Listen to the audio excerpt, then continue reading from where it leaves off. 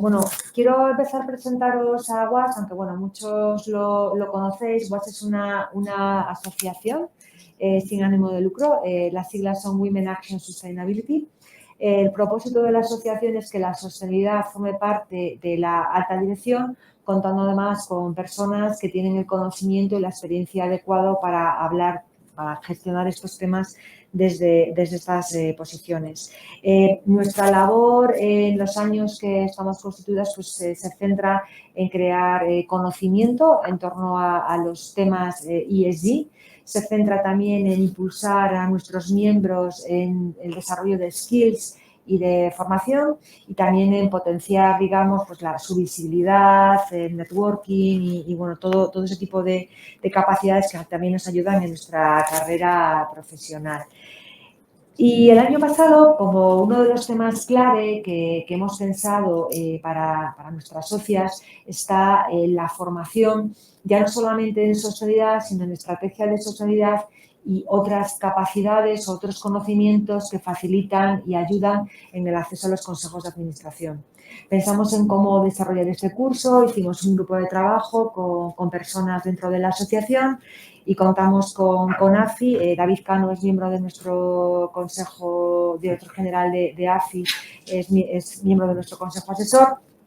Nuestro querido Emilio Ontiveros en su día nos había animado, ¿no?, a desarrollar toda la parte de formación, y de ahí esta colaboración que hemos hecho con la Escuela de Negocios de AFI y con Raquel para desarrollar este programa. El año pasado hicimos la primera jornada y luego Raquel y Delia os van a dar más información, y este año pues lanzamos este segundo programa con unos contenidos que luego ellas os van a contar. Así que hoy queremos enmarcar esta actividad de WAS y este tipo de acciones que desarrollamos pues con una conversación con dos personas que nosotras admiramos mucho, y tenemos la suerte de contar con ellas, bueno, pues en diferentes actividades que desarrollamos desde WAS. Muchos las conocéis, pero las voy a presentar. Krista Wolowitz es socia de WAS, además de otras organizaciones también relacionadas con el liderazgo femenino y los consejos de administración. Es un referente dentro del mundo del headhunting. Es la fundadora de la firma Talengo, que cumple 30 años en 2024. Ha sido presidente mundial de la Asociación de las Mejores Firmas de Executive Search. Es consejera y conferenciante habitual en temas de liderazgo y gobierno corporativo. Y su libro Cómo ser un consejero de éxito, que seguro que habéis leído, y si no, pues tenéis que leer porque es magnífico, está ya en su segunda edición. Y es una guía extraordinariamente útil para aquellos que quieren iniciar y explorar el rol en los consejos de administración. Así que muchas gracias, Krista, por estar con nosotros y bienvenida. Gracias, Mónica. Rosalía Gilde Alvarellos es también socia de WAS. Es directora de sostenibilidad de la ingeniería del grupo Amber, una sociedad también cotizada en bolsa, y consejera independiente de ENCE. Es miembro además en ENCE de la Comisión de Nombramientos y Retribuciones y de la Comisión de Sostenibilidad. Es ingeniera de montes por la Universidad Politécnica de Madrid y máster en Medio Ambiente y Ordenación del Territorio por la Universidad Politécnica de Valencia. Ha cursado el programa de Dirección General del IES y está certificada por el ICA en consejos de administración. Tiene una actividad profesional de más de 35 años, ha sido vocal de la Junta Directiva de Tecniberia y presidenta de su comité de medio ambiente durante varios años. Es vocal, además, en el Colegio de Ingenieros de Montes de la Demarcación de Madrid y es docente y profesora en diferentes organizaciones y universidades. Así que dos personas con una trayectoria y una experiencia fantástica, y vamos a tratar de que la sesión de hoy sea una sesión muy práctica porque, bueno, seguramente todos los que estáis aquí tenéis muchas preguntas y buscáis respuestas a estas preguntas que seguro que ellas nos pueden dar, con lo cual vamos a hacerles unas preguntas para iniciar el debate y luego dejaremos también un ratito para vuestras preguntas. Vamos a empezar por ti, Rosalía, con una pregunta como muy directa, que bueno, tú estás en un consejo de una empresa grande, cotizada, con muchas cuestiones además que tienen que ver con la sostenibilidad. ¿De qué se habla en los consejos? ¿Qué interesa hoy al Consejo de Administración, en tu experiencia? Bueno, en primer lugar, muchas gracias. Gracias por vuestra presencia. Muchas gracias a UAS por invitarme. Vamos a ver, ¿de qué se habla en los consejos? Pues realmente los consejos yo creo que están evolucionando. Ay, es verdad que tengo que darle a... Ya está, ¿no? ¿Me oís mejor? Vale. Bueno, digo, los consejos la verdad es que están evolucionando bastante en los últimos años porque, como todo en nuestra vida profesional, vamos a una velocidad muy grande, ¿no? Entonces, realmente los consejos actualmente son temas, los temas que de alguna manera nos son diarios y son, como puede ser, pues yo que sé, el seguimiento del negocio, etcétera, pues al final se están quedando cada vez más reducidos y cada vez se tiende más a otros aspectos, como puede ser desde los temas de estrategia, los temas de ciberseguridad, por supuesto la sostenibilidad, porque la regulación y las normativas que cada vez están con mayor rapidez, pues nos obligan muchas veces a que los consejos sean casi cada vez que nos reunimos como cosas absolutamente novedosas, ¿no? Y sí que es verdad que ahora hay aspectos que se están tomando con muchísima importancia y se están definiendo mucho y se están intentando tratar, como es, por supuesto, la parte de sostenibilidad, toda la parte de tecnología, toda la parte de innovación, lo que es la competencia, las estrategias, etcétera. Es decir, realmente los consejos ahora mismo se tratan temas que nos afectan directamente desde un punto de vista normativo, pero también todo el tsunami, que está muy manida esta palabra, pero es una realidad, de todo lo que nos viene en materia de normativa en muchísimos aspectos. O sea, que eso es un poco lo que... Sí. Y sobre todo es día a día prácticamente va evolucionando los temas que se tienen que ir a tratar. O sea, que muchos temas nuevos, la sostenibilidad, pero también la ciberseguridad, nuevas aspectos, estrategias, sí, temas, ¿no? que quizás antes hablaba menos. Crista, tú con tu experiencia además hablas con muchos consejeros, estás asesorando a diferentes consejos de administración. En tu perspectiva más global, ¿de qué ves que preocupa a los consejos de administración hoy?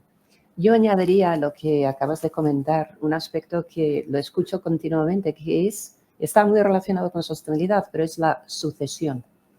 Es verdad que hemos llegado a los baby boomers y hay movimiento, y desde el Consejo a la CNR, por ejemplo, la responsabilidad de gestionar riesgos operacionales, de reputación y de continuidad hace que el problema de sucesión es un problema muy real.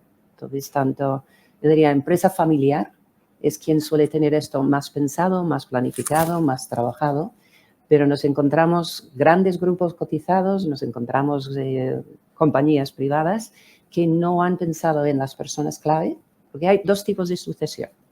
Está la sucesión sobrevenida y está la sucesión planificada. Es decir, dentro de un consejo sabemos que el presidente o un consejero o un CEO en un periodo de tiempo tendría que marcharse de la compañía, con lo cual planificamos, en principio, con 3, 4, 5 años posibles relevos. Eso es la teoría. Luego está la sobrevenida. En vez de decir algo dramático, pues le toca la lotería y el que estaba llevando la posición de dirección general se nos va a Katmandú a meditar, ¿vale? Entonces, ese riesgo que es muy real, la realidad, y si hay alguien aquí de recursos humanos, tenéis un trabajo importante que hacer. Es un peligro. Lo encontramos con inversores institucionales, lo encontramos dentro de los propios consejos, etc. Así que yo diría sostenibilidad y añadiría un tema más que es geopolítica, porque nos hemos visto cada día más, especialmente cadenas de valor interrumpidas, pero lo estamos viendo en políticas también fiscales, de temas de ayudas a familias. O sea, geopolítica es un tema que nos preocupa y casi ninguno de los mapas de riesgos, y ya nos dirás que ENCE sí, casi ninguno de los mapas de riesgos tenía ni una filomena, ni lo que nos ha pasado en el Mar Rojo, ni lo que nos ha sobrevenido como el COVID, ¿vale? Con lo cual hay un reconocimiento que estamos muy relacionados con un mundo donde hay algunos cambios muy importantes, como es la polarización. O sea, antes, más o menos, como buena norteamericana, daré alguna patada del idioma, ¿vale? Os lo digo ya de entrada. Antes había un cierto dominio de los Estados Unidos durante muchos años, especialmente después de la Segunda Guerra Mundial. Y como sabéis, el mundo ahora está dividido como en dos grandes grupos, ¿no?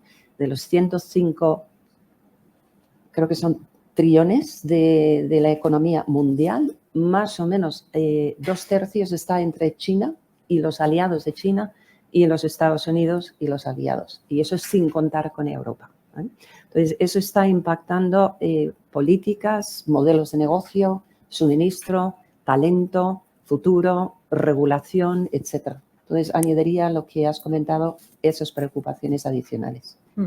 Muchas gracias, Crista. Sin duda, un mundo cada vez más complejo, ¿no? Y un mundo marcado por los riesgos y cómo gestionar el riesgo. Y hablabais de sostenibilidad. Nosotras, bueno, somos una asociación que trabaja en temas de la sostenibilidad, incluyendo aquí la parte medioambiental, la social y la ética y el gobierno corporativo. Comentabas, Rosalía, que se habla, ¿no? Se dedica mucho tiempo a la parte regulatoria. ¿Se habla en concreto de lo que es regulatorio o no es regulatorio o interesa más temas que tienen que ver con energía, con biodiversidad, o se habla de la parte social? Comentaba Crista la parte del talento. Realmente, luego, ¿cuáles son los temas ya cuando bajamos un poco a detalle, ¿no? que tú ves en ENCE, en tu consejo, en tu experiencia también con otros compañeros consejeros? Sí, la verdad es que no solamente se habla de lo que es la parte, no sé, así decirlo, cambio climático, que por supuesto que es un tema que preocupa, se habla bastante también de temas sociales, es decir, temas de debida diligencia, que ahora mismo están también encima de la mesa de muchas empresas, temas de riesgos climáticos, por supuesto, temas de biodiversidad. Sí que es verdad que en una empresa como ENCE la biodiversidad es un aspecto que es absolutamente material, influye mucho, pero sí que hay otras empresas donde también, a pesar de no tener ese elemento como uno de los más materiales, pero también se habla mucho del aspecto, y luego también de finanzas sostenibles. Es que la sostenibilidad no solamente es un marco regulatorio que hay que cumplir, etcétera, sino que es también una oportunidad. Es una oportunidad para muchas empresas y es una oportunidad también, pues, temas de financiación, ¿no? Entonces, también se habla de las oportunidades que existen con las nuevas regulaciones y con las nuevas agentes que están apareciendo. Claro, porque un tema, por ejemplo, interesante en el caso de ENCE, ¿no?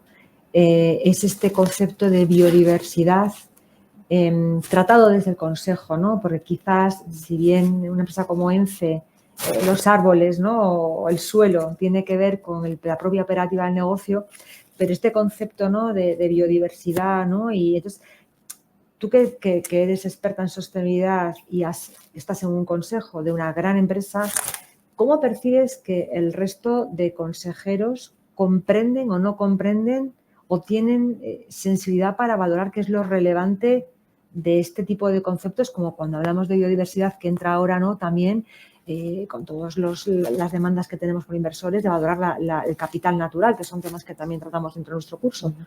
Sí, sí. Bueno, yo pienso que es una empresa que está bastante sensibilizada. Es una empresa que, al fin y al cabo, la relación con las comunidades locales. Dale al botoncito. Ay, perdona. Yo creo que lo puedes dejar encendido todo el rato. Lo voy a dejar encendido.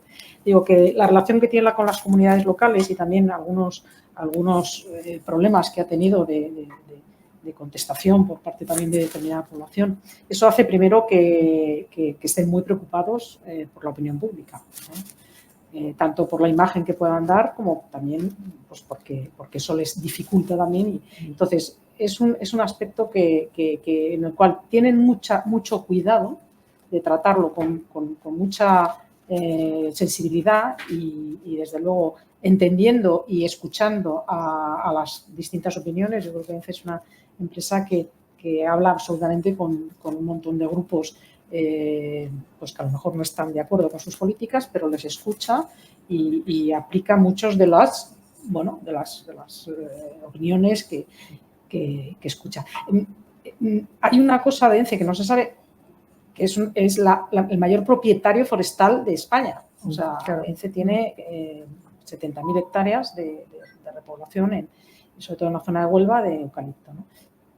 Entonces, eso hace que no solamente tenga plantaciones y tenga que hacer una gestión forestal, sino que además tiene una parte de una serie de rodales que se llama, o de espacios o de superficie en la cual está desarrollando unas prácticas de biodiversidad bastante pioneras, ¿no? Y también dentro de lo que es los propios eucaliptos, que bueno, están muy denostados porque muchas veces, pues bueno, porque tampoco se entiende muy bien cuál es el papel de una plantación de árboles, pues también están haciendo bastantes experiencias de cómo existe o qué tipo de biodiversidad, porque al final es un bosque, por lo tanto pues tiene biodiversidad, será distinta que la de una hiedra o un pinar, pero también la tiene, es un bosque monoespecífico y eso hace que sea más complicado lo que es, pero también la tiene. Entonces también es un poco analizar todas esas con realismo y ponerlo en valor. Es decir, realmente yo creo que es una empresa que está muy preocupada por estos temas. Ahora con la nueva ley de biodiversidad les ha venido además a afianzar un poco lo que ya estaban haciendo y desde mi punto de vista es una empresa ejemplar. Es decir, yo creo que es una empresa que va bastante por delante para evitar muchas críticas que ha tenido, claro, porque eso muchas veces le ha supuesto pues, unos problemas que han afectado, pues, claro, desde luego a lo que es su propia claro, y una cosa interesante, ¿no?, visto desde fuera, es que ha fortalecido su consejo con expertos, además, en estos temas que sí tenéis este conocimiento, porque además bueno, sabemos que dentro de vuestro consejo hay más personas que también tienen este tipo de conocimiento, ¿no? Con lo cual, Krista, tú nos hablabas de sucesión, de la importancia del talento, la perspectiva de diversidad, igualdad, inclusión. Este término que en los últimos años ha preocupado también bastante a los fondos americanos, ¿no?, en la perspectiva de las compañías y de los consejos. ¿Qué está ocurriendo ahora? ¿Cómo estás viendo que se está abordando desde los consejos estos factores? Bueno, es interesante ver cómo diversidad se está sumiendo dentro de lo que son las políticas mayores de ESG, de alguna manera. De alguna forma, a ver, si pensamos lo que hace un consejero, voy a simplificar mucho, ¿no? Un consejero hace 4 cosas. Uno de ellos es velar por riesgos y asegurar que los riesgos previstos de todo tipo, hay sistemas de detección, hay maneras además de prevenir y que hay un protocolo por si algo ocurre para que esto se gestione. Es una de las responsabilidades importantes de un consejero. Otro es retar amablemente al equipo ejecutivo para diseñar la estrategia, ¿no? La estrategia lo diseña el máximo ejecutivo, no el consejo, pero sí tiene esa labor de pinchar, de retar, de estirar, de hacer pensar algo más, donde entra también aspectos de sostenibilidad, la parte estratégica para el negocio, y también cogen la placa a los ejecutivos. ¿A qué me refiero aquí? De alguna manera se supone que tenemos un plan de negocio, tenemos KPIs, tenemos objetivos y es muy fácil que nos enamoramos de un máximo o un emblemático CEO. Y se nos puede ir el observar si está cumpliendo o no está cumpliendo, ¿no? Y luego el cuarto es, efectivamente, gobierno corporativo, cumplimiento de normativa interna, legislación, etcétera, o que no nos meten a la cárcel, que más o menos es lo que eso quiere decir, ¿no? Entonces, dentro de esto, la primera preocupación de muchos consejeros es el rol del consejero en la ley, ¿no? Y eso hace que hay bastante preocupación de lo que tenemos a nivel normativa. Y eso se refleja en los informes no financieros, por ejemplo, ¿en qué temas? Lo vemos en canal de denuncias, que hay que tener. Lo vemos en planes de igualdad, que hay que tener. Lo vemos en brecha salarial, que tenemos que reflejarlo, ¿no? Pero la realidad es que yo no estoy viendo, salvo una compañía del IBEX que nos ha invitado este año a dar una formación a los consejeros sobre diversidad desde el consejo, lo que estamos viendo es mucha preocupación por cumplir, ¿vale? Por los números, por fijar algún número. Tenemos 30% de directivas y vamos a intentar llegar a 32%, ¿vale? Pero no estoy viendo desde los valores, desde la manera de trabajar, desde la preocupación, desde el consejo de cómo son nuestros líderes. Tenemos un estilo de liderazgo que busca la diversidad, que busca la inclusión, cómo tomamos las decisiones cuando vemos promoción o vemos nombramientos, etc. Alguien ha hecho la pregunta si se ha contado con equipos o grupos de personas menos representadas. Es decir, no estoy viendo una traslación desde el consejo más allá, que ya está bien, pero más allá del cumplimiento, ¿vale? Ya. Luego va mucho en cada directivo. Y una de las preguntas realmente interesantes cuando buscas un CEO es preguntarle por las cosas que más le ocupan o le preocupan en el mundo. Ya. Porque allí vemos si tenemos un líder sostenible o no. Si vemos una persona con una apertura de mente o no. Si vemos su filosofía ante la inclusión o no. Su concepto de equidad, ¿no? Esa parte ética, si queréis, me gustaría decir que sale más en los procesos de selección o que sale más en lo que estamos viendo en evaluaciones de consejos y todavía no. Vamos avanzando, pero mucho vamos avanzando precisamente porque la ley, la normativa nos obliga a. Ya. ¿Sí? Es curioso, ¿no? Porque las dos mencionáis la relevancia en Europa que tenemos con toda la regulación en todos estos aspectos y muchos que tienen que ver también con la propia gobernanza. Bueno, hemos hablado de partes como de contenidos, ¿no? De temas en los consejos, de qué nos preocupa y demás, pero yo creo que a todos los que estáis aquí también nos preocupa como una parte como personal, ¿no? De todo lo que tiene que ver con los consejos y nuestra preparación. Aquí muchos nos hemos leído tu libro, pero sabemos que nos das pistas para esto. ¿Para quién es y para quién no es ser consejero, en tu opinión, Crista? Bueno, en mi opinión no. O sea, eso está en cada uno. En tu experiencia. En cada uno que decide que esto es o no. Sí. Para cada uno, ¿no? A ver, ser consejero es una profesión, ¿no? Hay viejos del lugar que se escandalizan cuando digo esto, pero hay un bloque de conocimiento, hay unas experiencias, hay un marco jurídico en el que se centra lo que es la labor del consejero. Y si uno se forma, tiene experiencia, está en distintos aspectos, tiene conocimientos, habilidades, etcétera, y esto lo hacemos de una manera profesional, para mí es una profesión, ¿no? Entonces, la carrera del consejero conlleva unos conocimientos, conlleva unas habilidades, conlleva unas características personales. Y luego conlleva también una serie de actividades. ¿A qué me refiero? Conocimientos, ¿eh? Obviamente, capacidad de retar estrategia, visión estratégica, ¿eh? Conocimientos financieros. El lenguaje de una organización es financiero. Y la sangre, además, tú has hablado de inversión sostenible, financiación, es financiero. Es decir, si te encuentras cómodo con una cuenta de resultados, eso sirve, pero ¿qué tal con el balance? ¿Eh? La financiación. Luego, por otro lado, hay conocimiento del rol y lo que dice la ley. O sea, esto es un deporte de alto contacto, ¿eh? Con responsabilidades y con muchos riesgos. Es decir, si ocurre algo en la organización, tú eres responsable con tu reputación, con tu patrimonio, con la posibilidad de ir o no a la cárcel, ¿eh? Entonces, no es para personas adversas al riesgo y a la responsabilidad. Eso, conocimientos. Luego, si pensamos en habilidades, ¿no? Aparte de esa orientación a resultados, lo que estamos buscando es el largo plazo para la organización, el poder ir cumpliendo etapas, pues hay orientación, obviamente, a resultados. Hay orientación empresarial, de dónde gana o pierde una compañía, cómo funciona esa visión. Por otro lado, algo muy importante, de montones de papeles y de datos, ¿eh? Hay que sacar información, pero sobre todo, fundamental, hay que tener capacidad de análisis crítico y saber construir una opinión fundamentada antes de entrar en el consejo. ¿Y por qué es esto? Porque al consejero, primero, no suelen llegar cosas fáciles. Algunas llegan, pero normalmente vienen planteamientos de decisión. La decisión que se toma en un consejo es una decisión colegiada.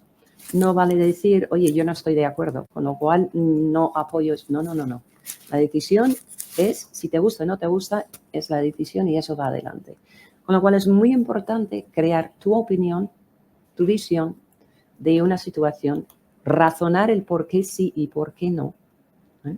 Para luego poder discutirlo en el consejo y poder ayudar, impactar, influir en que se tomen mejores decisiones en el consejo de administración, ¿vale?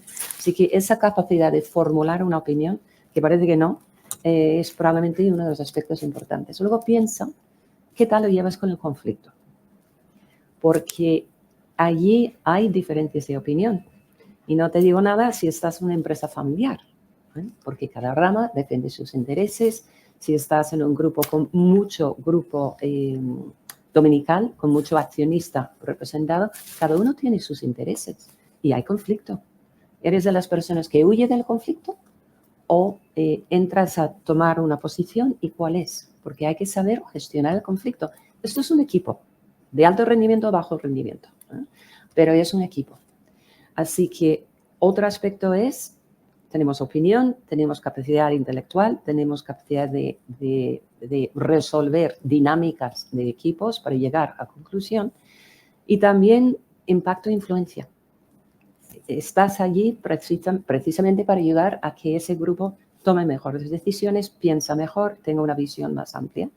Así que no es para llegar y sentarte en un rincón y esperar que te pregunten, pero tampoco es el momento de cuando me voy a mi primer consejo, oye, tengo que demostrar que puedo estar aquí, con lo cual opino, me meto con el máximo ejecutivo, revuelvo el equipo gestor, o sea, hay que buscar un equilibrio ahí. Es un equilibrio un poco raro entre ego y humildad. ¿Y por qué? Porque las decisiones, igual el máximo ejecutivo decide pasar de ti. O igual la decisión que se toma en ese equipo, en ese grupo, no es lo que tú has pensado, ¿eh? Entonces, con todo esto, hay una pregunta que es, ¿por qué yo? ¿Qué es lo que yo aporto ahora a un consejo? ¿Qué me hace diferente, ¿no?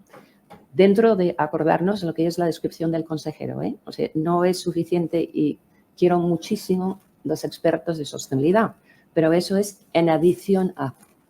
Hay que entender los otros áreas que hemos comentado y en adición a esto, ser experto en ciberseguridad, en sostenibilidad, en geopolítica, en finanzas verdes, lo que queráis, ¿eh? Entonces, ¿por qué yo? ¿Qué hay en mis experiencias? ¿Qué es lo que yo he hecho? ¿Qué problemas importantes he resuelto en mi carrera? Porque, claro, estamos hablando de los guardianes de máximos ejecutivos, ¿eh? ¿Qué has hecho para ayudarte a entender lo que es esa problemática? ¿Eh? ¿Y por qué ahora?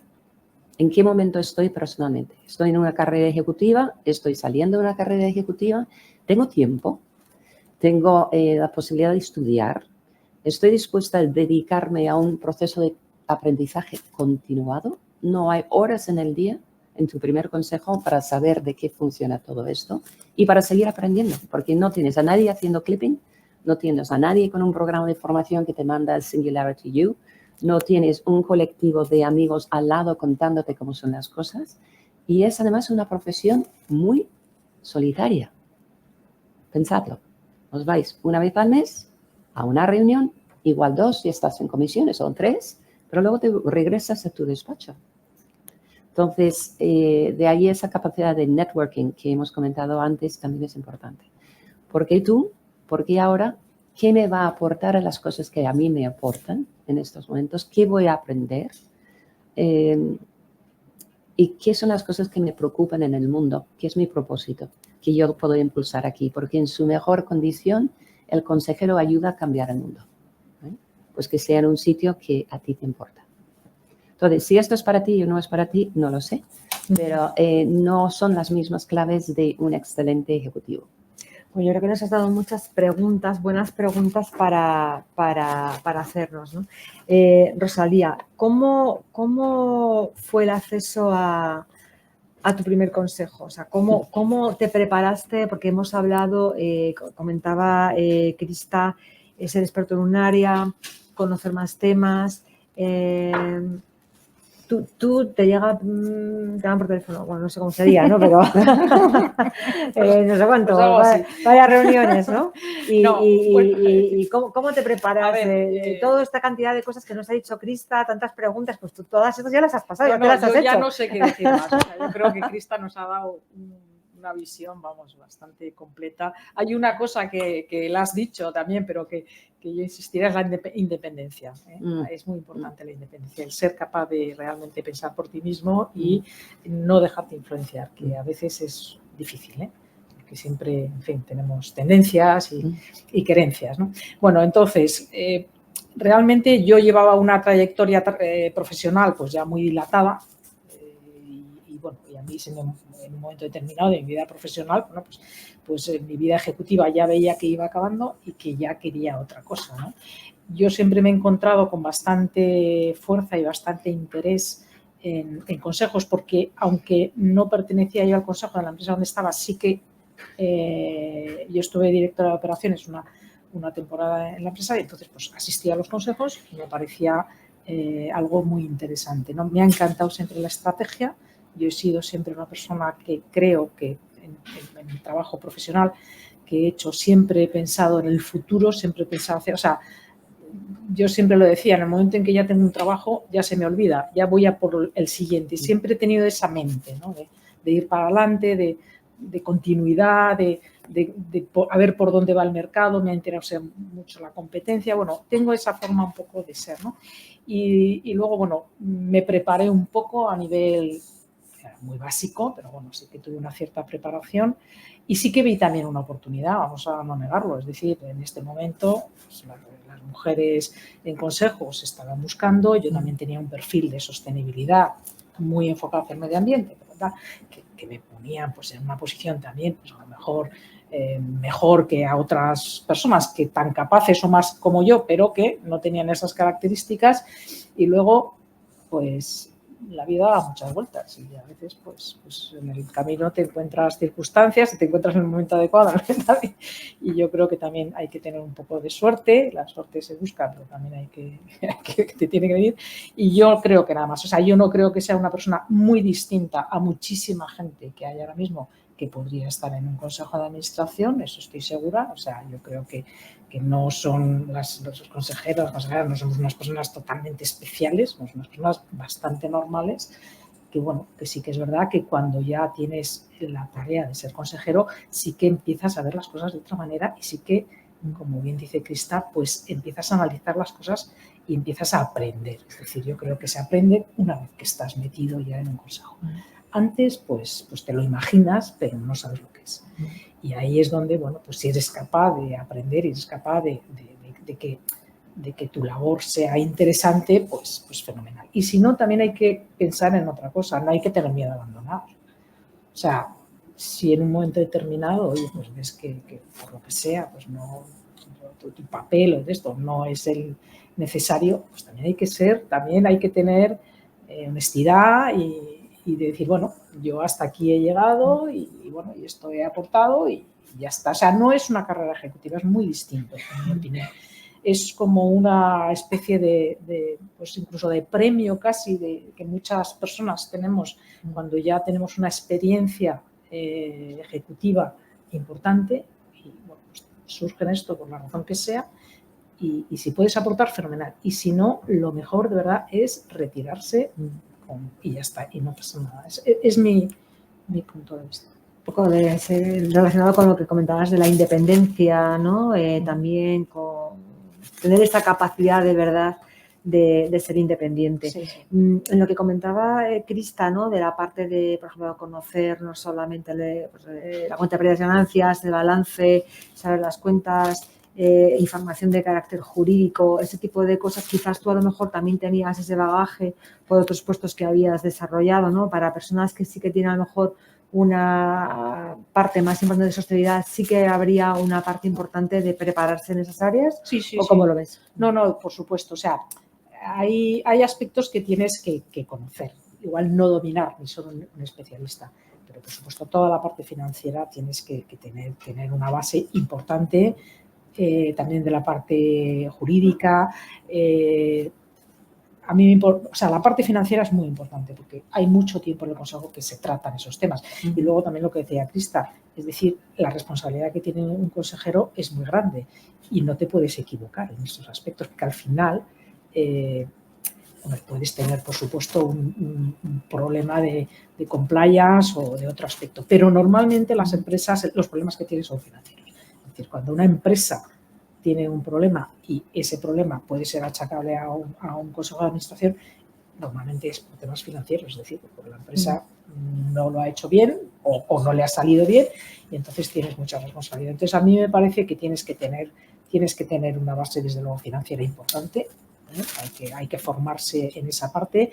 Hay que formarse también en lo que es la base de lo que es un consejero. Es decir, el código de buen gobierno te lo tienes que saber, porque tienes que saber lo que puedes hacer, lo que no puedes hacer, hasta dónde llega tu responsabilidad.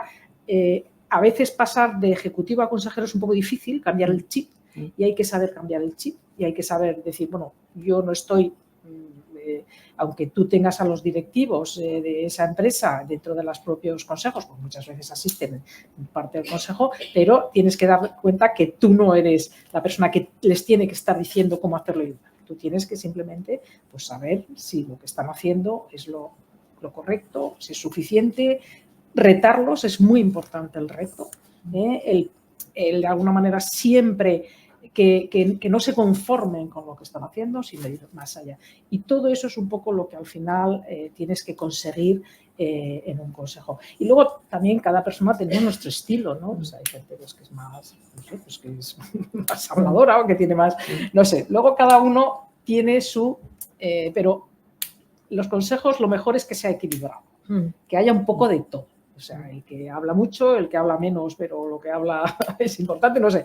Yo creo que hay que ser muy prudente, en fin, hay que tener muchas características, ¿no? Que también las adquieres a la medida que estás haciendo. Muy bien, muchas gracias. Crista, nos hablabas antes de la geopolítica y cómo está impactando la geopolítica en los temas que se tratan desde el Consejo. No sé si ves que la geopolítica, lo que está pasando a nivel global, puede tener que ver con cambios en sistemas de gobernanza, ¿no? Me refiero, pues ahora hay mucho private equity invirtiendo en comprando empresas, fondos entrando en capital de empresas, creando pues nuevas estructuras de gobierno. No sé si todos estos cambios que está el otro día en una jornada que organizaba emisarios españoles se hablaba, ¿no? de cómo menos actividad financiada a través de sistemas más tradicionales, ¿no? de acciones y más capital privado. No sé cómo ves, ¿no? que estos cambios, o sea, si está habiendo más actividad, más creación de consejos, menos creación de consejos, más consejeros ejecutivos o dominicales, o de verdad el consejero independiente está creciendo. Bueno, no sé si es una pregunta así un poco... No sé si hay algún tipo de movimiento que esté haciendo que haya más o menos consejos, o es algo que no está cambiando en relación con los cambios que hay en el capital. Vale, el consejo es una obligación de la ley. ¿Vale? Entonces, uno no hace más o menos consejos porque me apetece hacer más o menos consejos. Es decir, cada empresa tiene la obligación de tener o un apoderado o tiene que tener un consejo. ¿Vale? Con lo cual, yo no estoy viendo un aumento de número de consejos. Estoy viendo el número lógico con las empresas que se constituyen. ¿Qué es lo que sí se puede ver? Hay una figura que es el consejero asesor. Los consejos asesores durante un periodo de tiempo había como un boom, luego para nosotros no veíamos tantos, y lo que sí estoy viendo es la vuelta de los consejos asesores. ¿Para qué? Es de alguna forma, es un organismo que no está estructurado dentro de la ley. Esto es una prestación de servicios profesionales, con lo cual no tienes más obligaciones que tus obligaciones morales de cumplir con lo que aportas en ese consejo. Pero se están creando para ayudar especialmente a ejecutivos, máximo ejecutivos, a entrar en profundidad sobre algún tema en común, ¿no? Como puede ser sostenibilidad, como puede ser un tema especialista, o como puede ser algo de geopolítica que se está pidiendo más información, o que puede ser para ayudar a aperturar nuevos mercados y quiero tener alrededor personas que dominen ese mercado. Con lo cual, sí que está volviendo otra vez y es pensando en la carrera del consejero, no es mal sitio para empezar a ejercer el buen gobierno a medias. ¿Por qué a medias?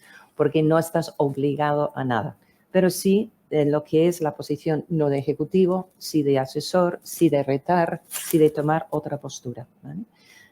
Más o menos independientes, esto es tendencia por varios motivos. La regulación, nuevamente volvemos a la CNMV, que recomienda un número de independientes según en qué comisiones y según qué situación. Esto es Europa siendo regulador, Estados Unidos lo es menos, pero la figura del independiente está muy claro, está allí cuanto más free float hay, es decir, cuanto más acciones hay en el mercado, más independientes tienes, porque de alguna forma es el primo de Zumosol que está defendiendo los intereses de los minoristas, ¿vale? Otro caso, si nos vamos al tema de geopolítica, lo que sí que estamos viendo es, por ejemplo, ¿qué haces con el capital ruso? ¿Qué haces con el capital chino, que ahora mismo controlan, creo que 40 puertos grandes a nivel mundial? ¿Qué haces con compañías que quieren entrar, pues yo qué sé, Telefónica, sin ir más lejos, o cualquier otra compañía donde dices, ¿qué está ocurriendo con la tenencia de nuestras grandes sociedades y sociedades claves? Allí es donde estoy viendo más interés, más problemática, más movimiento corporativa. Sí es verdad que hay más activos bajo gestión privado en estos momentos que activos cotizados en la bolsa a nivel mundial. Entre otras cosas porque está demostrado que los fondos, las compañías de capital riesgo generan estos últimos años mejores retornos que lo que son las cotizadas. Entonces sí que es verdad que hay otro tipo de tenencia y si son fondos, casi siempre son privados, no están cotizados, obviamente, y sus demandas en cuanto a gobierno corporativo son diferentes. No es una buena idea, por ejemplo, que un consejero independiente tenga acciones en una compañía. ¿Por qué?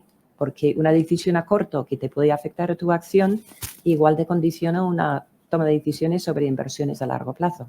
Donde tenemos private equity, tenemos capital institucional, capital riesgo, al revés. Quieren que los consejeros estén absolutamente alineados con su plan y su salida y etcétera, etcétera. Con lo cual, quieren que inviertas, ¿eh?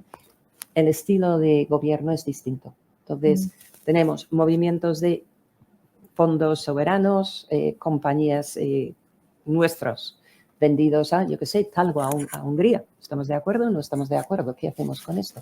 Y luego tienes tenencia gobierno que está generando distintos tipos de gobierno. No sé si te he respondido a todas las preguntas porque hiciste muchas. Sí, bueno, sí. No, sobre todo, o sea, es verdad que al final nos están creando, pues eso, órganos de administración donde a lo mejor pues no interesan tanto independientes y al final es, bueno, pues más otro tipo de consejeros donde, bueno, pues el acceso es más consejos ejecutivos, ¿no? O sea, Hombre, la empresa familiar, yo diría, allí hay una nueva frontera para cualquiera que está interesado en el gobierno corporativo. La empresa familiar en tercera, cuarta, quinta generación o que está empezando a acceder a financiación alternativa por primera vez, están empezando a institucionalizar su gobierno, ¿no? Porque hasta entonces no hay ningún independiente en el consejo de un grupo familiar, o sea, ninguno. Todos representan los intereses de una rama familiar. Pero sí que estamos viendo un auge en esas situaciones donde empieza a haber, primero, senior advisors, que es alguien que conoce el gobierno corporativo, se sienta normalmente al lado del presidente y le ayuda a ir ordenando familia, ejecutivos y acciones. Y poco a poco le ayuda también a ir ya cambiando el gobierno, cambiando quienes están representando los accionistas en su consejo y finalmente introduciendo independientes. Ahí sí que veo, si pensamos en oportunidades, en posiciones a futuro, yo veo a la empresa familiar como la siguiente frontera y tenemos muchas y excelentes además. Y muy dedicados a la sostenibilidad. Pues la última pregunta que os iba a hacer era que nos dieseis un consejo. No sé si Crista ya este es el consejo, ¿no? O qué consejo no. Vamos a hacerlo así como en plan breve, en plan titular para luego abrir una parte de preguntas. ¿Qué consejo darías a a las personas que están interesadas en el mundo de los consejos? Vale. Primero, preguntaros por qué. Tener un propósito, eso es fundamental. Segundo, formaros. Formaros en conocimientos y en habilidades. Si no los tenéis, adquirir las experiencias de gestión, de resolver problemas importantes para que esto lo podáis llevar. Y empezar un proceso de networking. Networking a propósito dentro del mundo de gobierno corporativo. Ya está. Muchas gracias. La verdad que estas latas te abres el agua y parece que es una cerveza. Está guay. Confiesa, Mónica. Ha hecho, ¿no? Como el ruido del anuncio, además. Un consejo tuyo. Además, pensando que muchas de las personas que están aquí, además, pueden ser perfiles que tú eres una inspiración, Rosalía, para nosotros. No, es verdad, es así. Claro que sí. Es así. A mí me parece que no hay que desesperar, es decir, hay que ser paciente, hay que ser tenaz y hay que... Y hay que acordarse de encender esto. Bueno, o sea, lo que es el ser muy tenaz, perseverante, el no tirar la toalla, a lo mejor no se consigue. Yo no digo que se pueda, pero tampoco es una pérdida de tiempo. Es decir, yo creo que en ese proceso pues conoces gente que te puede aportar cosas, que puedes conocer, no sé, yo creo que a mí me parece que así como que buscar trabajo, sobre todo en determinada edad, sí que es verdad que te produce estrés, que te puede producir, en fin, pues mucha necesidad. Esto del consejo es como una segunda carrera profesional, lo dice mucha gente, y si sale bien y si no sale no pasa nada. Pero a pesar de todo, hay que ser insistente, hay que ver un poco pues por dónde te puedes mover. El networking es muy importante, pero también es verdad que normalmente, eso lo digo muchas veces, cuando te encuentras en un lugar donde vas a hacer networking, todos estamos buscando lo mismo. Entonces, en fin, hay una competencia que hay que también valorar. Entonces, bueno, yo creo que me parece muy buen consejo el tema de los consejos lo que es los consejos asesores y las empresas familiares. En este país tenemos mucha empresa familiar que está ahora profesionalizándose y por lo tanto va a tener necesidad de personas. Y ahí, si nos ponemos a pensar, seguro que conocemos, seguro que nos podemos poner en contacto pues con los dueños de estas empresas, etcétera. El boca a boca, el contacto, por supuesto, los headhunters también, pero todavía los headhunters, vamos, lo dicen y lo decís, sí. Que la selección realmente de los consejeros es como si fuéramos la fase final casi, no en todas las ocasiones, pero ya es casi cuando ya están preseleccionados y ya es la última selección, ¿no? Entonces, ahí también el headhunter influye, pero a lo mejor no tanto. Bueno, todas las herramientas que podáis, perseverar, y si no sale, pues no pasa nada. El saber no ocupa lugar y una experiencia nueva que yo creo que es muy interesante. Pues muchísimas gracias, de verdad que yo creo que nos llevamos un montón de tips prácticos. Podemos abrir unas preguntas, si tenéis algunas preguntas para Crista y para Rosalía. Sí, yo tengo una pregunta.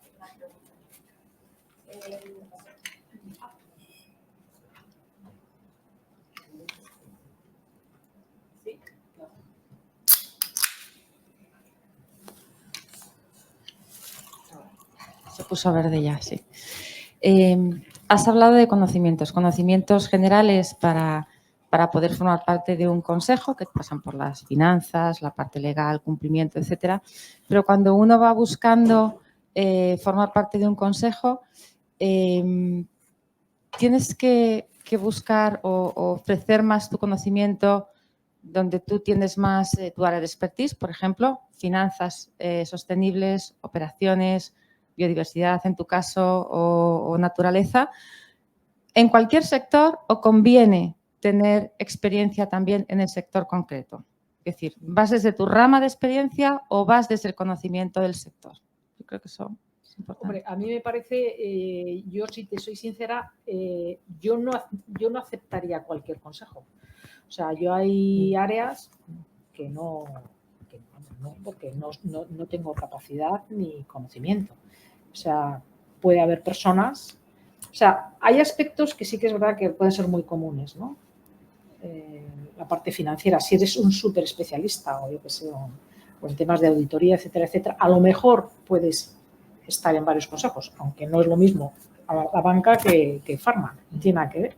Entonces, claro, yo creo, desde luego, desde mi punto de vista, hay gente que si tiene una super expertise, por ejemplo, en temas de auditoría, pues probablemente puede estar en muchos consejos. Pero si no ese es el caso, tienes que tener un poco de conocimiento o de especialización en el tema.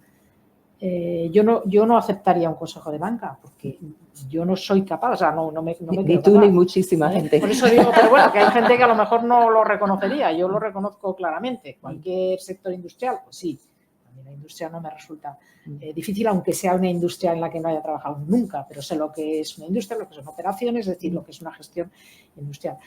Entonces, yo creo que eso es así. Ahora, yo también pienso que hay conocimientos que son muy horizontales. Puede ser la parte de legislación también, puede ser, yo que sé, la ciberseguridad, pues seguramente si lo que están buscando es un consejero que no suele ser, vamos, no lo sé, a lo mejor Cristian eso sabe más que yo, pero tampoco están buscando un especialista, ¿eh? O sea, no, un consejo no es de un especialista, eso tienes los consejos asesores o tendrás tus especialistas en la empresa. Entonces, mucha especialización en un tema yo creo que tampoco es necesario. Pero sí que necesitas para determinados sectores un conocimiento que si no lo tienes seguramente es muy difícil. Vamos, y yo no accedería. Sería, o sea, no. Hay un, pero vamos, sentido común. Lo que se busca también son dinámicas de sector. Tú has dicho industrial, que tiene una serie de cosas en común, ¿no? En cuanto a capital intensive, etcétera, etcétera. Entonces, ¿qué son las dinámicas que hay detrás de esa actividad? Y si tú las puedes entender. Y el momento de la compañía, porque hay veces dices, oye, estamos en un proceso de crecimiento acelerado y quiero a alguien que ha tenido experiencia en ese tipo de situación. O que estamos justo en todo lo contrario, ¿no? O que estamos diversificando, con lo cual lo que quieren hacer, acordaros cuando las compañías empezaron a tener gasolineras pensando en tiendas, en vez de solamente echarte gasolina. ¿Qué estaban buscando? No grandes expertos en upstream, downstream o nada que tenía que ver con la industria, sino en fast moving consumer goods, ¿no? En retail. Así que mucho tiene que ver con las dinámicas, esas palancas que hace que se pierde, que se gana dinero. Vuelvo al balance también en cuanto a la estructura de capital, pero ¿en qué momento está la compañía? Internacionalizándose. Oye, pues quiero a alguien que conozca o que tenga experiencia en mis mercados.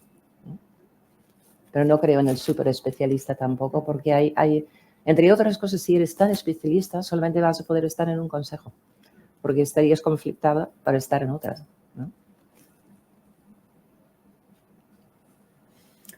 ¿Alguna pregunta más? Sí, en relación a los consejeros especializados en sostenibilidad, ¿qué temas actualmente se tratan? Por ejemplo, el ENCE, sé que es una información confidencial, entonces dentro de lo que cabe, bueno, pues cuéntanos lo que se pueda, ¿no?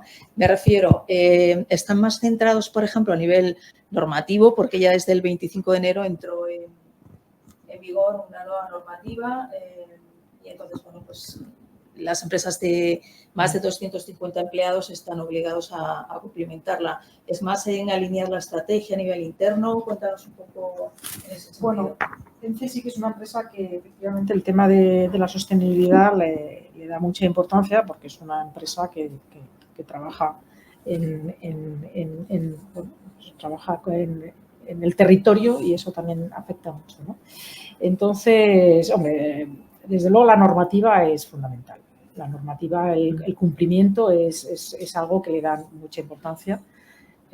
Porque además, al ser una empresa cotizada, una empresa además de un tamaño grande, pues le afecta toda la normativa que viene. Entonces, eso es una parte que es muy importante. Pero también se analizan mucho los riesgos. O sea, desde la sostenibilidad se analizan los riesgos porque realmente es una empresa que ha tenido problemas por temas de cambio climático y, por lo tanto, le están afectando en su producción.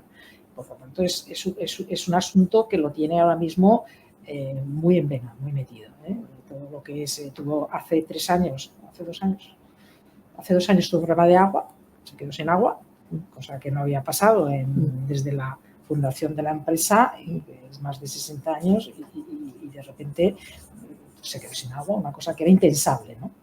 Y tuvo que parar, y nunca había parado la empresa. O sea, que realmente el riesgo vamos, y el problema que tuvo fue muy grave, ¿no? Entonces, para ENCE es muy importante todo lo que tenga que ver con sostenibilidad, pero no solamente por lo que es la normativa, sino porque va en su ADN. Otro aspecto, por ejemplo, pues es lo que es la producción de madera, de celulosa, es decir, de los árboles, ¿no? Se trabaja con eucalipto. Pues el cambio climático le está afectando muchísimo, entonces tiene que estar constantemente investigando en la creación de nuevos clones, en cómo soportan, es decir, hay una atención a todos los aspectos que tienen que ver con la sostenibilidad muy importante. Tiene también mucha fijación con el tema también de igualdad, porque es un sector que está muy masculinizado es un sector industrial donde, bueno, pues donde el peso de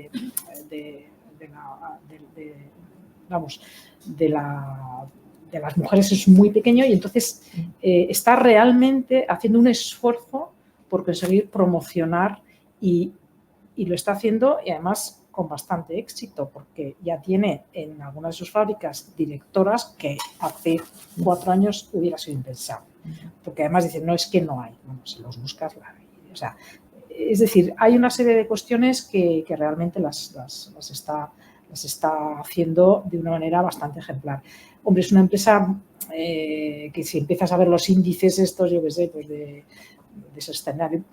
sustainability o de los índices de mejor empresa para trabajar, todo eso está bastante arriba, porque es un tema que le importa, y en el que echa tiempo, y en el que echa, digamos, dinero y esfuerzo, ¿eh?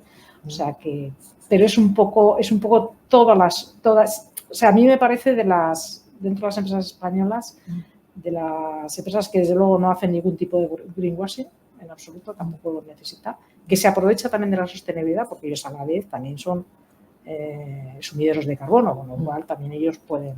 Y que además, si ponen medidas pues para, yo qué sé, para evitar emisiones, pues eso les está facilitando lo que es, o sea, ellos mismos están vendiendo lo que es sistemas para conseguir un ahorro energético, y además para conseguir energía limpia, porque ellos producen energía con biomasa, que es energía limpia. O sea, que es una oportunidad también para ellos. O sea, por lo tanto, la sostenibilidad realmente se le da muchísimo.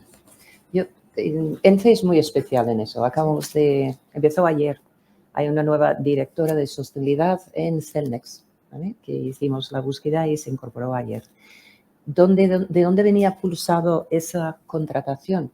La persona que estaba haciendo un trabajo magnífico. Venía más del área de la parte más social. Llevaba también la fundación. Si miráis lo que son los ratings de Celnex, vais a ver que han hecho la tarea muy bien. Pero esto venía de la Comisión de Sostenibilidad, también del nuevo CEO, que lo que estaban buscando es, efectivamente, no tanto la gestión de riesgo, no tanto los rankings, etcétera, que te da mayor acceso a inversión. Lo que de verdad están buscando es el enlace con el negocio. ¿Cómo consigo traducir esto a mis operarios que están en torretas por ahí? ¿Cómo consigo que de los 11 países que tengo es tan importante para los Estados Unidos, que no lo es, como para otros países? Entonces, si yo fuera una experta en sostenibilidad, lo que estaría trabajando y mucho es no tanto en la parte de regulación, no tanto en la parte de rankings, no tanto en la parte social, lo siento mucho, sino estaría muy pegado a la operación, al negocio y a la estrategia. Porque la persona que han contratado, brillante, es una persona que venía de la operación, venía de trabajar con el negocio, venía de ayudar a buscar diferencias de negocio. Es más, hay una línea de negocio que ayudó a mandar ella, relacionado con personas con capacidades diferentes, y a partir de ahí es donde empezó a trabajar en sostenibilidad. Así que ojalá tuviéramos más ENCEs, no es verdad, pero lo que se pide desde el Consejo es, vale, estamos viendo riesgo, estamos viendo el cumplimiento, pero ¿cómo traducimos esto a una ventaja competitiva a través de la estrategia? Además, yo creo que realmente es la forma también de que muchos empresarios que son muy escépticos pues entiendan que es que la sostenibilidad es una oportunidad en muchos. Y eso es muy difícil de entender, sobre todo en algunos sectores, ¿eh? Pero yo creo que es que si piensas un poco, pues claro que es una oportunidad. Bueno, y esa es un poco también la labor que hacemos desde WAS, ¿no? Que precisamente lo que defendemos es que las personas que trabajan en sostenibilidad con experiencia, con trayectoria, están siempre contribuyendo a la estrategia e integrando las cuestiones, generando un valor, porque tiene que ver con negocio y generación de resultado, o porque tiene que ver con ahorro de costes, o porque tiene que ver con la creación de marca o de reputación, ¿no? Y ahí, por eso a veces la gente nos pregunta por qué somos tan estrictas con el acceso a WAS y con todo lo que hacemos y demás, porque somos como muy, ¿no? Como buscar que de verdad se hable con criterio, ¿no? De estas cosas, y siempre tratando de sumar al negocio. Así que, bueno, yo no sé si hay alguna pregunta más. Sí.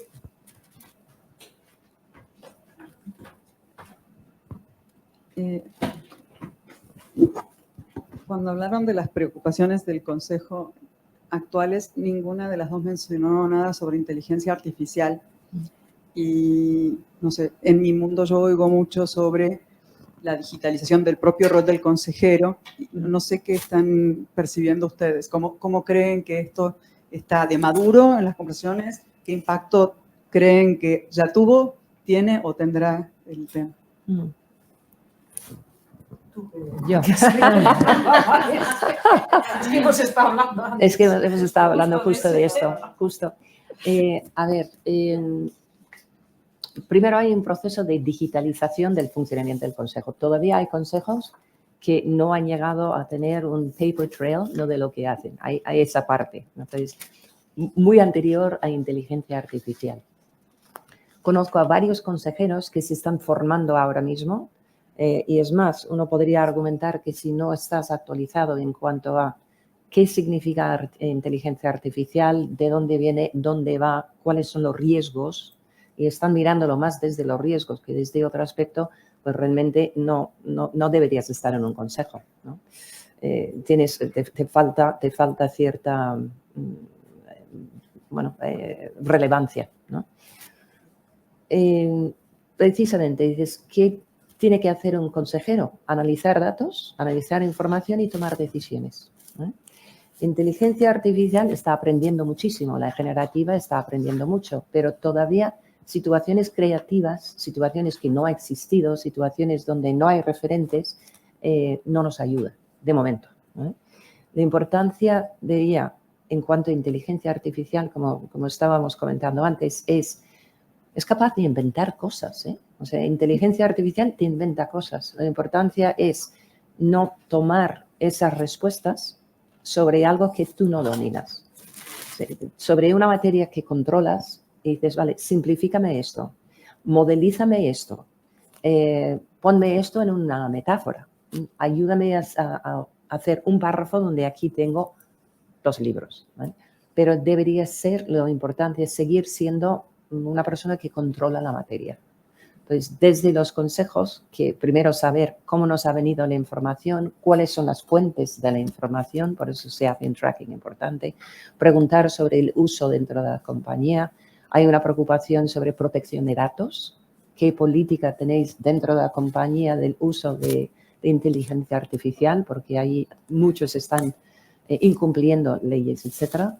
Si creo que la inteligencia artificial va a sustituir al consejero, hay una parte humana, hay una parte de creatividad, hay una parte de imaginar algo que no existía, que de momento y durante un tiempo previsible la inteligencia artificial no lo puede hacer. Sí, yo creo que, efectivamente, o sea, dentro de los consejos yo creo que es un tema que todavía no se está tratando con suficiente profundidad. Pero porque también creo que en las empresas todavía no se está tratando. Entonces, sí que es verdad que esto normalmente empieza en la parte de gestión y luego ya pasa al consejo. Pero sí que es un asunto que va súper rápido, que desde luego hay que ponerse las pilas y que, como en todo, hay que ver cómo aprovechar eso. O sea, hay que, porque es que hay muchas empresas, vamos, a mí me estaban contando, yo el sector de la ingeniería, que yo he trabajado muchos años, a mí me cuentan empresas anglosajonas que es que ya hay muchos proyectos que los están haciendo, gran parte de ellos, con inteligencia artificial. Y desde luego aquí en este país estamos a por uvas, porque no estamos aplicando nada. Entonces, yo sí que creo que tenemos que entender en qué nos puede venir bien la inteligencia artificial, cómo la podemos usar y empezar a aprender y empezar a usarla de una manera positiva y para que nos beneficie. No a lo mejor para redactar un informe de, yo qué sé, de cualquier cosa que es a lo mejor lo que ahora y se puede equivocar o puede contar cosas que no son ciertas, pero hay determinadas actividades, vamos, nos ahorraríamos un montón de tiempo y de trabajo, en mi opinión. Muy bien.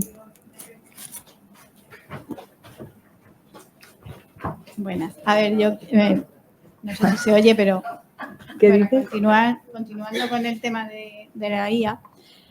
O sea, más que la preocupación de si sustituye o no al consejero, es el tema de que que debería tener bastante peso en el consejo en cuanto al acompañamiento a las empresas, a toda la estrategia que tiene que ver y ética sobre IA, igual que el proceso de digitalización. O sea, yo creo que eso en el consejo debería de tener mucho peso, más que sustituir al consejero, sino tratarlo como uno más de eso, pues de compliance, de estrategia. Por eso digo, pero que incluso introducir procesos dentro de lo que es la propia empresa. Justo, pero que esos procesos que se introduzcan además de una manera con cabeza y sabiendo lo que se hace, sabiendo ¿no? que se hace. Porque si no te puedes cargar la empresa. Eso es que creo que es súper importante, o sea, importante en el sentido de que te va a dirigir el futuro de la empresa, la trayectoria que vaya a tener. Bueno, yo no. En algunos casos. Yo no soy tan. No, pero que en muchos casos que todo sí se que modulará. Total. Y se está hablando ya de mucha regulación, que no sé hasta qué punto se podrá meter, pero bueno. Bueno. Muchas gracias. Me voy a permitir hacer una pregunta. Estaba aquí. Sé que es tarde y hacer una pregunta muy, creo que es bastante al punto. Y luego ya os contamos un poquito y terminamos la sesión y tendremos tiempo después de comentar si os parece, ¿no? Tenía una pregunta que os quería hacer y es que ¿qué herramientas existen hoy en día? Si es que existen, que entiendo que sí, sé que sí, que algo existe, tanto para diseñar los consejos, para ayudar a diseñar los consejos, como para evaluarlos. Vale, pues existe algo que se llama una matriz de competencias, ¿vale? Que es una lista de los conocimientos, habilidades, experiencias que dices idealmente que tendríamos alrededor de esa mesa, experiencias diversas. Eso tiene una parte de oficio y una parte de arte, porque dices cuáles son las que son importantes ahora. Estoy evaluando el consejo de una compañía de servicios financieros y justo ahora estamos viendo cuáles son las competencias que a futuro les vendría bien tener alrededor de la mesa. Entonces se llama matriz de competencias, se utiliza para diseñar quiénes deberían estar alrededor de la mesa, planes de sucesión, cuando rota a quién deberíamos incorporar, y se utiliza también en el proceso de evaluación. El proceso de evaluación del consejo idealmente se hace anualmente y se recomienda que hay un externo que viene a evaluar cada 3 años, ¿vale? Entonces, allí hay herramientas online gratuitas que te puedes bajar y te hacen preguntas sobre cosas domésticas. Llega la información a tiempo, es completo, trato los temas, es decir, hay una serie de preguntas un poco estándares y luego hay aspectos que quieres mirar, cuál es la composición, es idónea, no funciona la relación del consejero con el presidente, consejero delegado, cuál es la dinámica alrededor de la mesa, como decías antes, oye, gente que no habla nunca, gente que habla siempre, se puede discutir internamente, no se puede discutir, las cosas se resuelven antes o después, la dinámica, la cultura.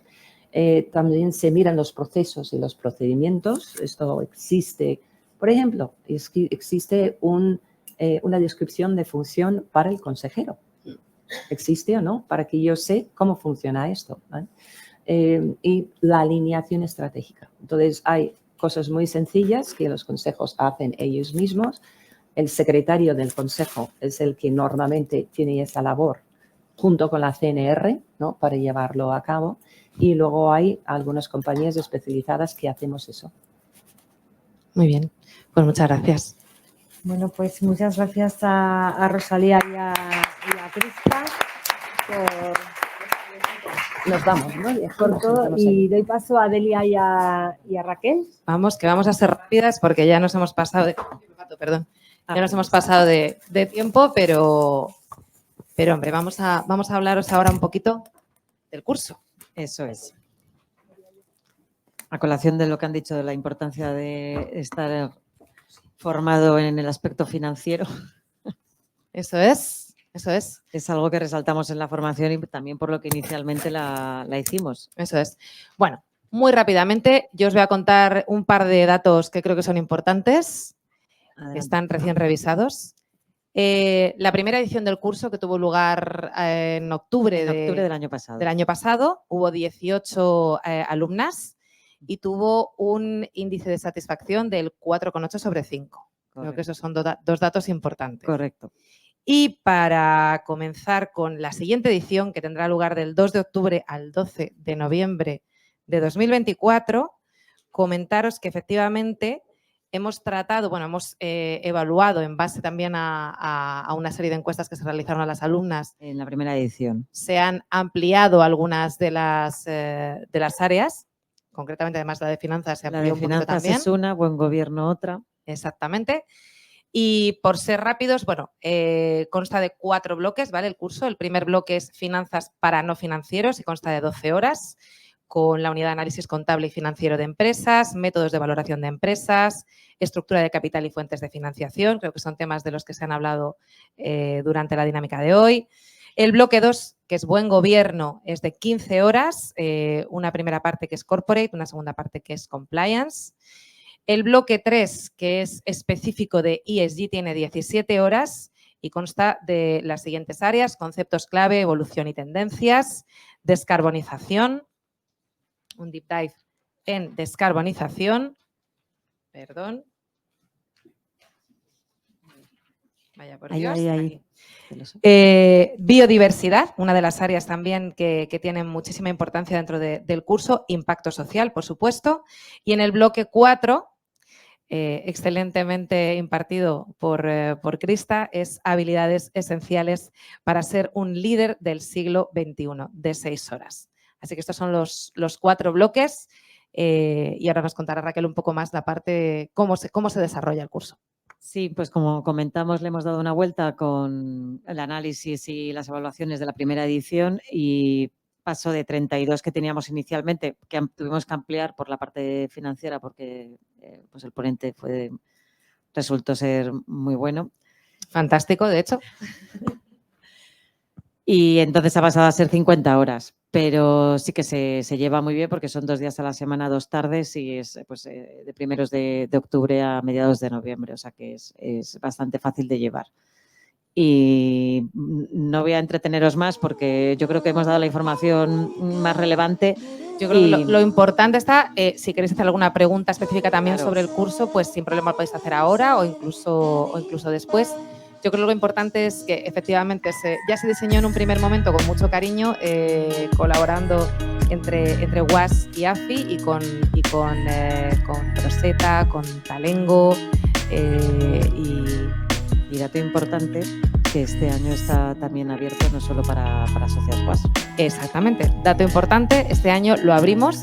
La primera edición fue únicamente para socias UAS, estas 18 socias que tuvieron, creo, el privilegio de poder asistir a esta primera edición, pero este año se abre a todo el mundo, a todo aquel, hombres y mujeres, todo aquel que quiera formar parte de esta formación, que como digo, y lo dije la primera vez y lo sigo diciendo, hay poco bla bla, que es todo muy al punto y lo que se necesita específicamente, muy bien diseñado con personas como por ejemplo con Krista, para que efectivamente esté lo que tiene que estar y que esas 50 horas sean 50 horas útiles para ser un buen consejero. Y poco más que añadir. Que si os parece pasamos a comentar luego y a seguir comentando sobre lo que hemos hablado esta tarde. A la -1 os invitamos a tomar algo con nosotras. Solo una cosita, haremos más eventos, más desayunos, o sea, hoy es el principio pero haremos algunos desayunos con más consejeras, con más consejeros que nos van a hablar de su experiencia y formará parte también un poco de esta trayectoria que queremos o de este camino que queremos tomar, porque precisamente hemos hablado también de que el networking es importante. Nos parece que aprender y hacer networking a la vez se puede y es nuestra vocación, así que haremos más desayunos o meriendas, tal y como nos salgan. O after work. O after works. Con cerveza o con agua, pero los tendremos. Así que muchísimas gracias por haber venido hoy y ha sido un placer escucharos. Muchas gracias. Gracias.